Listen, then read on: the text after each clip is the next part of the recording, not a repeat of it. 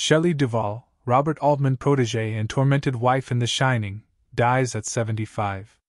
The versatile actress, also memorable in McCabe and Mrs. Miller, Nashville, Popeye and Three Women, produced TV series for kids as well.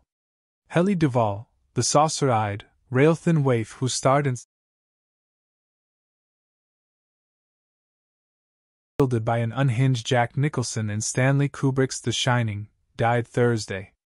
She was 75. Duvall died in her sleep of complications from diabetes at her home in Blanco, Texas. Dan Gilroy, her life partner since 1989, told The Hollywood Reporter. "My dear, sweet, wonderful life partner and friend left us. Too much suffering lately, now she's free. Fly away, beautiful Shelley," Gilroy said. In November 2016, a disheveled Duvall appeared on an episode of the syndicated talk show Dr. Phil and revealed that she was suffering from mental illness. "I am very sick. I need help," she said. 4 years later, THR's Seth Abramovich visited her for a memorable story. Before she fled Hollywood for her native Texas in the mid-1990s, Duvall had a thriving career as a versatile, one-of-a-kind actress and head of her own production company, Think Entertainment, which created star-studded, innovative children's programming for cable television that netted her 2 Emmy Award nominations. While attending junior college in her hometown of Houston, Duvall was discovered by Altman's staff members and talked into taking a screen test.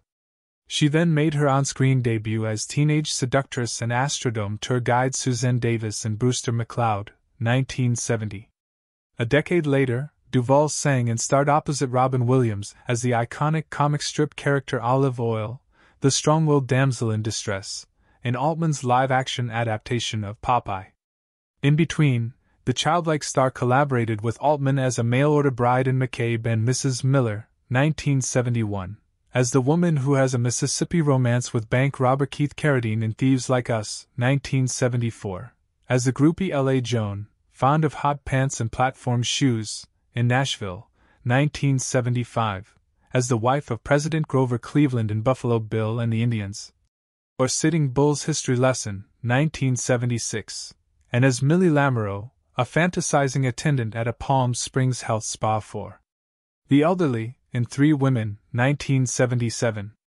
Asked by the New York Times in 1977 why she chose to keep working with Altman, she said, "He offers me damn good roles. None of them have been alike. He has a great confidence in me, and a trust and respect for me, and he doesn't put any restrictions on me or intimidate me, and I love him. I remember the first advice he ever gave me: don't take yourself seriously. Sometimes I find myself feeling self-centered, and then all of a sudden that bit of advice will pop into my head and I'll laugh." Altman once noted that Duvall was able to swing all sides of the pendulum: charming, silly, sophisticated, pathetic, even beautiful. She won the Best Actress award at the Cannes Film Festival for portraying Millie. For the film adaptation of Stephen King's The Shining, Duvall said she was put to the test during the 13-month shoot in England. In the horror classic, she plays the besieged wife Wendy Torrance, who spends a harsh winter at the desolate Overlook Hotel with her writer husband, Nicholson, who slowly goes mad, and their young son, Danny Lloyd. Kubrick had her crying 12 hours a day for weeks on end. She said in a 1981 interview with People magazine, "I will never give that much again. If you want to get into pain and call it art, go ahead, but not with me." Before a scene, she told Abramovich in January 2021, she would put on a Sony Walkman and listen to sad songs. Or you just think about something very sad in your life or how much you miss your family or friends. But after a while, your body rebels. It says, "Stop doing this to me. I don't want to cry every day." And sometimes just that thought alone would make me cry. To wake up on a Monday morning, so early, and realize that you had to cry all day because it was scheduled, I would just start crying. I'd be like, "Oh no, I can't. And yet I did it. I don't know how I did it." Jack said that to me, too. He said, "I don't know how you do it." One report said that she was forced to perform her iconic scene with the baseball bat an exhausting 127 times.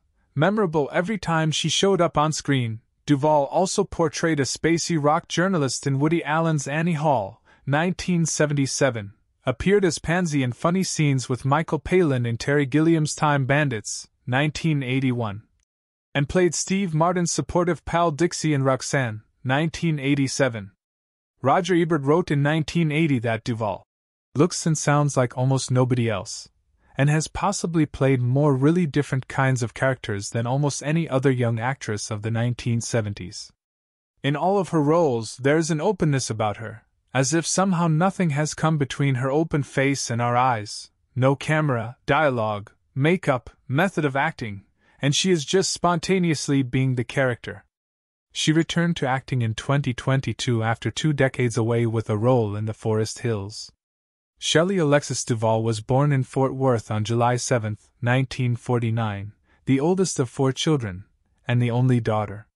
Her parents, Bob, a cattle auctioneer turned attorney, and her mother, Bobby, a realtor, brought the family to Houston when she was 5. She attended South Texas Junior College, where she studied to be a research scientist and was interested in nutrition. At a party she threw for her fiancé, artist Bernard Sampson, she met members of Altman's crew while they were in town filming Brewster McCloud.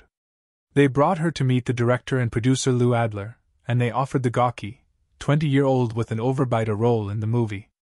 Duvall, who had never traveled outside of Texas, turned them down at first but then agreed to take a screen test. "I got tired of arguing and thought, maybe I am an actress," she said. Her resume would go on to include F.